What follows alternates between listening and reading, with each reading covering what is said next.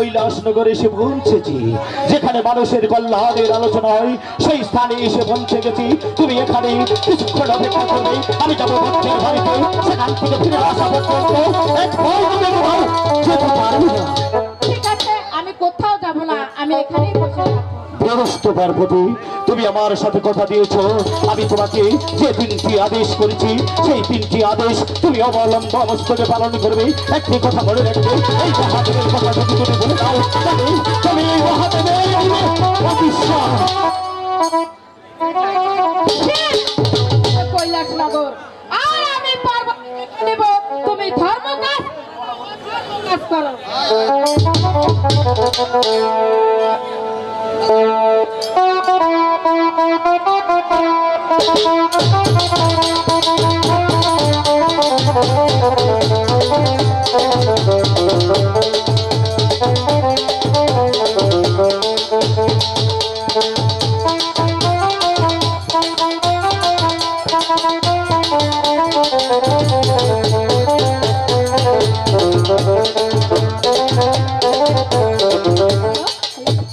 মহামণি, মহামণি বাড়ি আছো? মহামণি, ওগো মহামণি, আমি এসেছিলাম কৈলাসনগর ধর্ম প্রচার করতে। সেখানে আসা মাত্র আমার শরীরটা বদ্ধ ক্লান্ত হয়ে পড়ে, তাই তো আমি মনে মনে স্থির করি আমি কোথায় গিয়ে একটু বিশ্রাম নেব। আমি তোমার বাড়িতে এসেছি, আমাকে একটি সাহায্য করতে দাও, আমি বিশ্রাম করবো। আমার ভাগ্য ঘৃণা হচ্ছে যে আপনি এত ওগো পার্বতী, তুমি আমার সাথে কথা দিয়েছো, আমি যেখানে রেখে ভক্তের বাড়িতে যাবো, সেখান থেকে ফিরে আসা পর্যন্ত তুমি একটি পাও কোথাও যাবে না। তাই তো আমার কথা বন্ধ করে কেন তুমি এসেছো? জল পিপাসা লেগেছে, তাই আমি ভাবলাম এই পুকুরে গেলে আমি এক ফোঁটা হয়তো জল পাবো, কিন্তু জলের পরিবর্তে এসে দেখলাম রাধা আর কৃষ্ণ মিলন হয়ে বসে আছে। ওগো পার্বতী, কার সম্মুখে দাঁড়িয়ে এত বড় অপবাদের কথা বলছো? একটিবার কি তুমি জানো এই আমি হচ্ছি মহাদেব, দেবের দেব, এই পৃথিবীর সবাই দেবতা বলে ভাবি। একটি করে বলতে জানো তার সম্মুখে দাঁড়িয়ে এত বড় অপবাদ? প্রভু, আপনাকেও সবাই মেনে চলে, এবার আপনার পার্বতীও আপনাকে মেনে চলে। তার আগে বলুন এই নারীকে এবার কলঙ্ক দিবেন না মাথা। তোমাকে কলঙ্ক দিব না মা। তোমার নামটা কি বলো? ওনার নাম হচ্ছে মহামণি।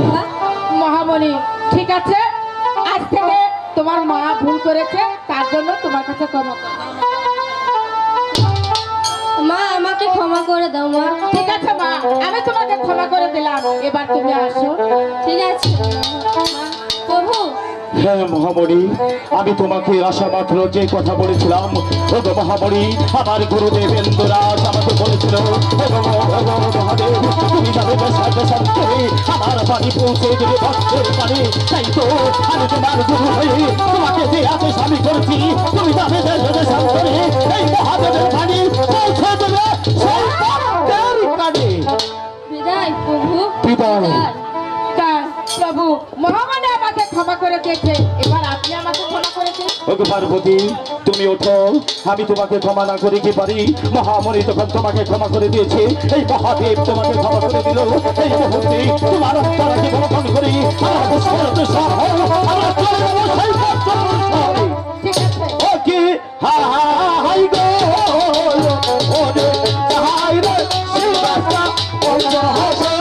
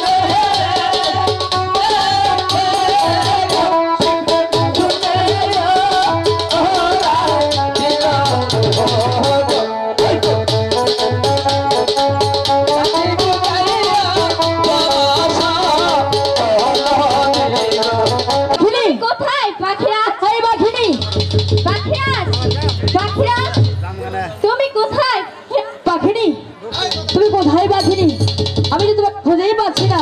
তুমি কোথায়? এখানে পাখিরাজ, তুমি কোথায়? ঠিক আছে পাখিনি, আমি আসছি পাখিনি। তোমাকে দাঁড়া, দেখো পাখিনি, তুমি কোথায় পাখিনি? আমার তাকে শোনো পাখিনি। এই তো আমি এসে বলছি পাখিনি। পাখিনি, এসেছো পাখিরাজ? তোর মুখটা তো মনে হয়েছে কেন? তুমি কিছুদিন ছিলে না তো, আমি কিছু আহার করিনি। পাখিনি, এ কি বলছো পাখিনি? আমি ছিলাম না তোমার কাছে, তুমি কোনো হার করতেই পারো নাই। কিছু এনে দাও পাখিনি, এই কুমোর বেলা মাঝে আমি তোমাকে কোথায় হতে হার এনে দিব? আমি জানি না পাখিরাজ, তুমি কোথায় থেকে এনে দিবে। ঠিক আছে পাখিনি, তোমাকে একটা বর্ষ আমি ধ্যান করে দেখি। ওই তো মলির ভাজা থেকে যাচ্ছে, আমি দেখি তোমার জন্য কিছু আহার আনতে পারি কিনা। ঠিক আছে পাখিনি, ঠিক আছে পাখিরাজ। আজকে কিন্তু তোমাকে আহার করবো। তোমাকে একটা বর্ষ আমি আমি দেখি তোমার জন্য কিছু আহার আনতে পারি কিনা। ওরে কানে ছেড়ে পাখিনি আদারে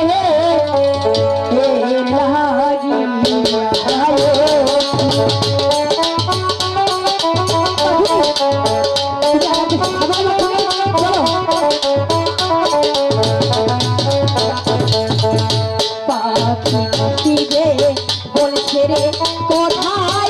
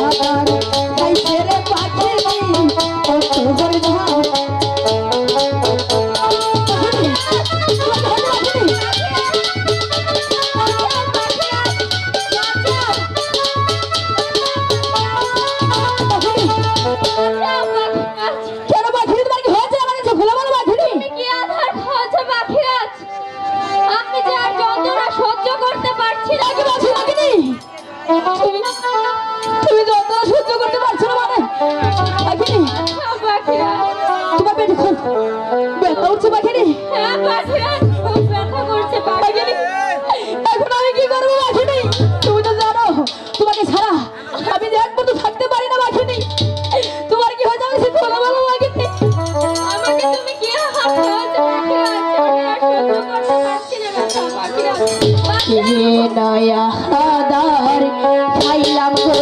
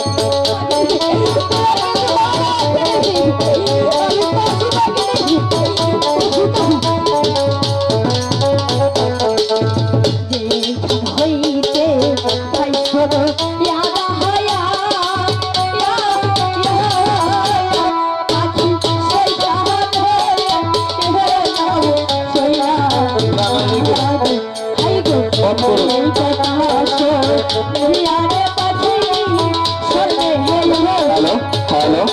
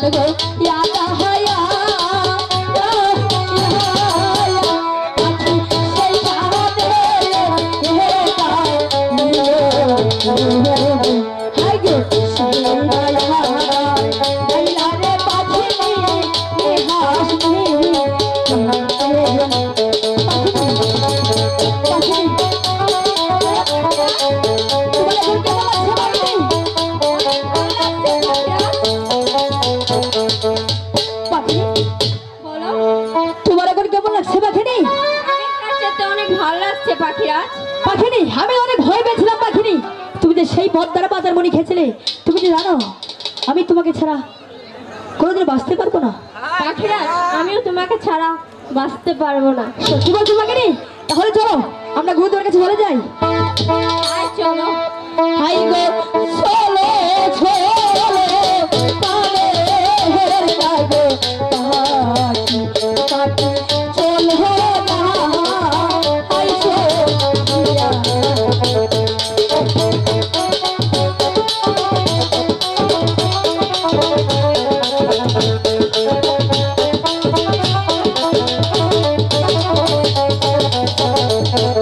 হাই গো ধীরে ধীরে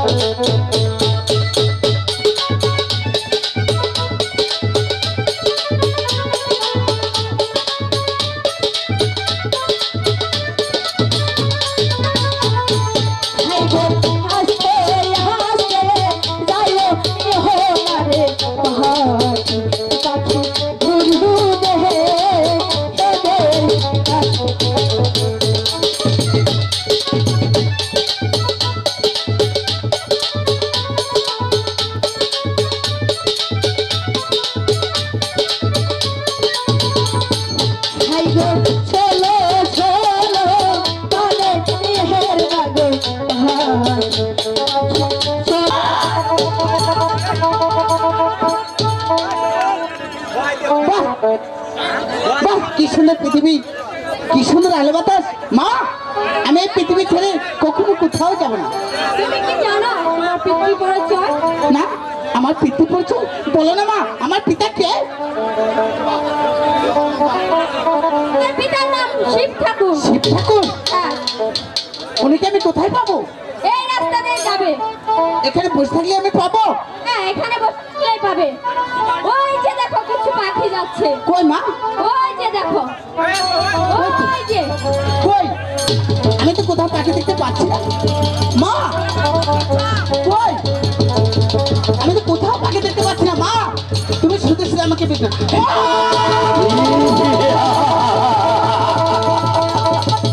অনেক দিন হয় আমি কৈলাসনগর গমন করি না, তাই তো আজ মনে পড়েছে সেই কৈলাসের কথা। অনেক দিনকার স্থাপিত মান শীতল করবো সেই কৈলাস। একটু প্রতিদিন এই কমল বিল দিয়ে আমি যাই কৈলাসনগর ধর্ম প্রচার করতে। এই কমল বিলে তো এমন কোনো দৃশ্য আমার চোখে ভেসে আসেনি। হঠাৎ করে কেন এই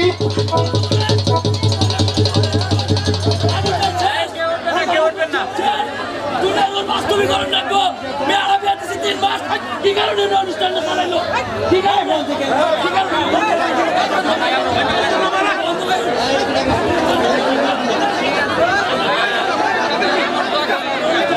কন্যা, তুমি কি মানব না দানব? তুমি যদি আমার কথায় সাড়া না দাও, মনে রাখবে এই হাতের পিছন দিয়ে আমি তোমাকে পুরো না না, আপনি আমাকে পুরো বর্ষ করবে না, কারণ আমি দেব নয়, তার উপর নয়, আমি যে একজন মানুষ।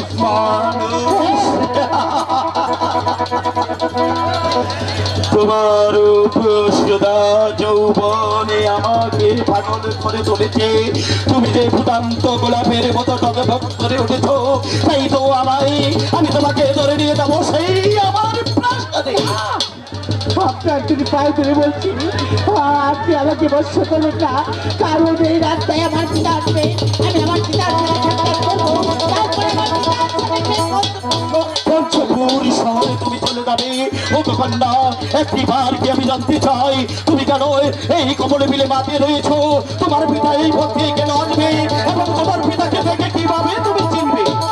অবশ্যই অবশ্যই আমি আমার পিতাকে দেখে চিনতে পারবো, কারণ ওই বাসের তিরানি আমাকে বলেছে তোর পিতা দেখতে এমন, তাই আমি আমার পিতাকে দেখে। দেখি, বাহ!